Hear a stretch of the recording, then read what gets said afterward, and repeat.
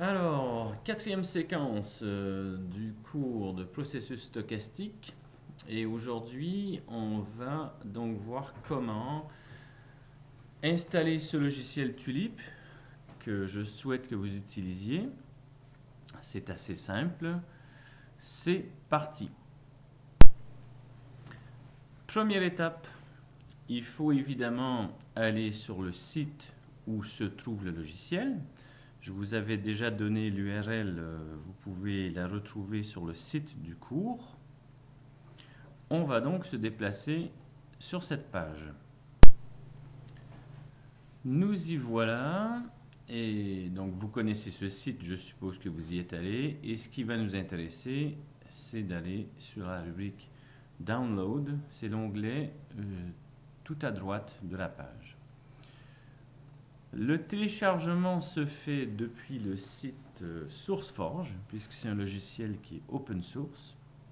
Je ne vous explique pas ce que c'est, on pourra en discuter sur le forum. Je vais supposer que vous utilisez Windows. Le téléchargement sous Windows peut se faire via le lien qui est déjà disponible ici ou en fouillant dans le répertoire Tulip où je viens de cliquer. La version qui nous intéresse, c'est la 3.6.1. C'est celle qui est disponible par défaut, le lien du haut. Et vous allez donc vouloir prendre la 3.6.1 Win32.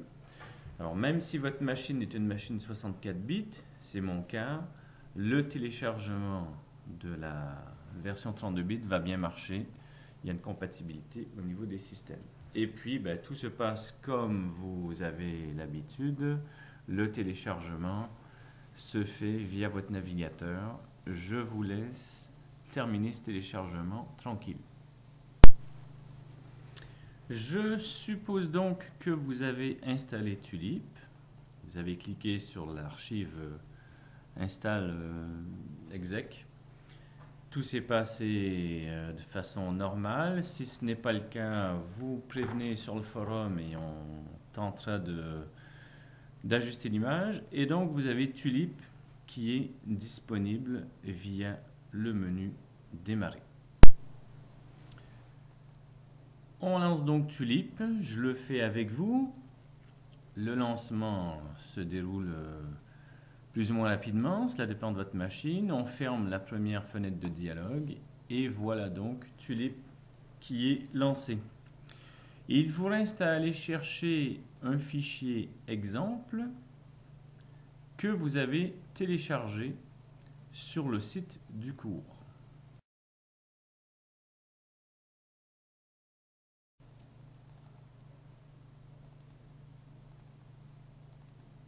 On va prendre l'exemple de la météo.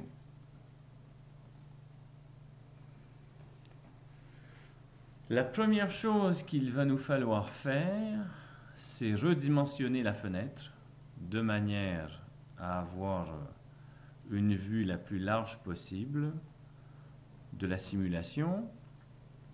J'ai donc agrandi la fenêtre et la seconde chose que je fais, je viens au niveau du menu Windows et je demande à ce que les fenêtres, puisqu'il y en a deux, à ce que les fenêtres soient disposées de manière côte à côte. Je clique Tile. Et on a donc sur la gauche le graphe qui décrit le système météo et sur la droite le code Python que l'on va faire tourner. Alors c'est un logiciel complexe, les menus sont riches, plusieurs choses sont possibles, mais pour nous, on va se limiter à faire tourner le code Python. On peut se débarrasser de la vue en miniature, clic droit et on demande à ce que ce soit masqué pour récupérer un peu d'espace au niveau du graphe. Au niveau du code, on peut donc descendre un peu plus bas, agrandir la fenêtre pour voir tout bien. Et donc, dans une vidéo précédente, je commentais ces instructions, vous voyez. Il y a une fonction main, c'est celle sur laquelle vous allez intervenir. La classe Markov Chain a été écrite à votre intention. En principe, vous n'avez pas à intervenir sur ce code. Et donc, on voit ici la matrice de transition qui décrit le système météo, les noms des états du système, et puis l'appel à la classe Markov Chain avec les différents paramètres à utiliser. On a vu que le graphe est déjà défini, il est déjà dessiné. Donc, inutile de demander à ce que ça soit réinitialisé. Vous vous souvenez des commentaires de la vidéo précédente. On va donc mettre ce paramètre à false pour indiquer qu'il n'y a pas à initialiser la chaîne.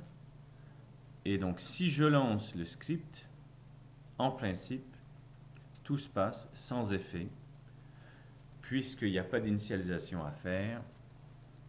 Il n'y a rien à faire, le graphe est défini, il y a seulement les paramètres qui sont encaissés par le code et effectivement mon script est exécuté avec succès. Je peux remettre en activité cette ligne de code, j'enlève le dièse qui est un caractère de commentaire. On voit d'ailleurs à l'allure du code qui a changé qu'il n'est plus en commentaire. Je vais limiter le nombre d'itérations à 10 pour les fins de cette vidéo et je peux demander à ce que la simulation soit lancée. Il faut quand même garder l'instruction qui initie la classe puisqu'à chaque script le code est remis à 0. Donc c'est parti. Et puis on voit sous nos yeux la simulation se dérouler. On l'avait déjà vu dans des vidéos précédentes. Donc j'ai 10 états qui vont être visités dans un ordre qui dépend des choix aléatoires qui sont faits dans cette simulation. Et vous vous souvenez que les états grandissent en taille au fur et à mesure que l'on visite la chaîne. Donc dans le cas ici, il semble que le temps soit au beau clair, en passant parfois par des moments où le ciel est couvert, mais grosso modo, pour l'instant, il fait beau. On n'a pas eu de pluie sur les 10 périodes que la simulation a visitées. Donc dans quelques instants, le script doit s'arrêter. La petite horloge va le signaler. Voilà, c'est fait. Et donc, on voit bien à la tête du graphe que ce qui s'est passé, grosso modo, c'est que le temps était clair. Le temps a été couvert partiellement, par moment, puisque la taille du sommet couvert est bien plus grande que le sommet pluvieux. Et puis, le sommet pluvieux n'a pas changé de taille, il n'a jamais plu pendant cette période. Je peux refaire une simulation. Je veux refaire une simulation. Alors, qu'est-ce que je vais faire ici? Je vais utiliser l'instruction reset, qui va me permettre de remettre la chaîne à l'état initial, c'est-à-dire tous les sommets de même taille et tous en rouge. Je vais donc effacer l'effet de la simulation précédente. Alors je vais raccourcir d'autant cette simulation pour pouvoir arriver jusqu'au bout. Je ne fais que 5 pas dans la marche aléatoire.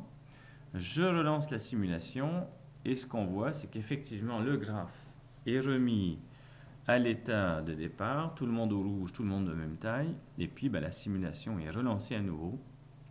Et ma foi, on a de la chance, la météo est toujours belle.